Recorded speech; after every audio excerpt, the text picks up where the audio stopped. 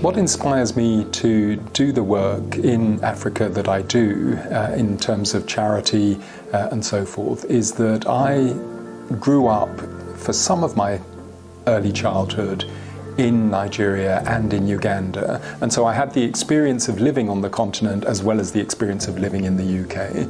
And what I find is that the impact that I can have through my projects on the continent is out of all proportion to the impacts that I find I can have here in the UK.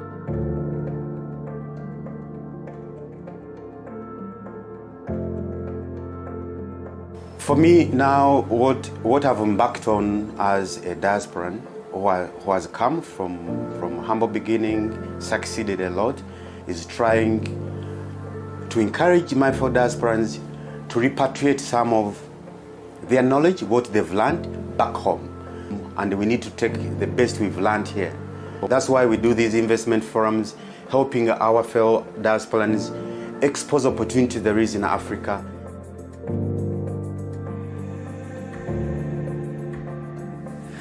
The achievement that's been really precious to me is to see some of these exceptional young women from exceptionally difficult backgrounds come through and perform at a level that is as high as anywhere else in the world. So we've had young women achieve 3 A stars in the space of just 10 months, start to finish, and then get picked up by a university on a full 4-year scholarship and go off to somewhere to have their impact in another part of the world or another part of the continent. That's why I do what I do.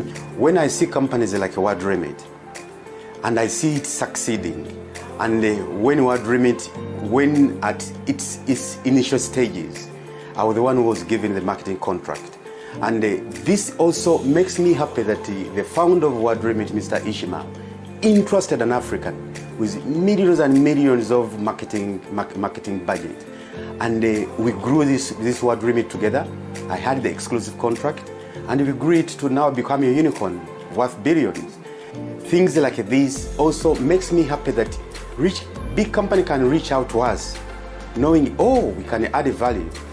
At the moment, we're happy being a pre-degree college. We prepare our students to go off to the best universities in the world, and we're not planning to be a university ourselves. Having said that, we do have plans to build a big state-of-the-art science and technology campus. It will be an absolutely iconic venue for students from across Africa to come and study. And in fact, what really delights me sometimes is when I see students and teachers from schools here in the UK and other parts of the world that look at what we're doing today and say, I wish I could go to a school like that. That really tells me that we're doing something quite special.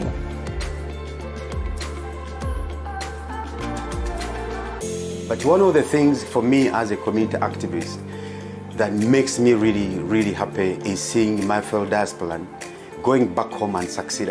I've got so many of them who've gone back to Africa, not only to Uganda, and because either I've guided, either I've mentored, and they've succeeded.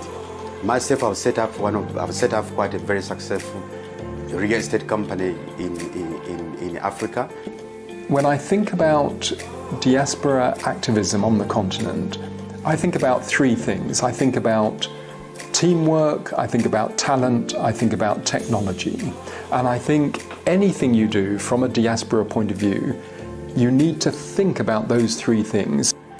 When you become successful, don't leave your community and just go and live in wherever the rich people live. Stay in your community. Start investing your own money. Try to volunteer. If you've learned something, go to the church, give back that knowledge. So volunteering, what we are doing with the Africans is also stop the culture of donation aid within our community. Start looking for money from councils. Start investing your own money. I think I wouldn't want to talk about what I've done, but for me, I believe in investing my money in the community, in what I do. I can't keep on calling myself an activist when somebody's giving me money to do what I'm doing. So I put in quite a lot of money so that I can impact that Africa, because somebody has impacted me. I am not yet hearing huge-scale discussions about the impact of artificial intelligence across Africa.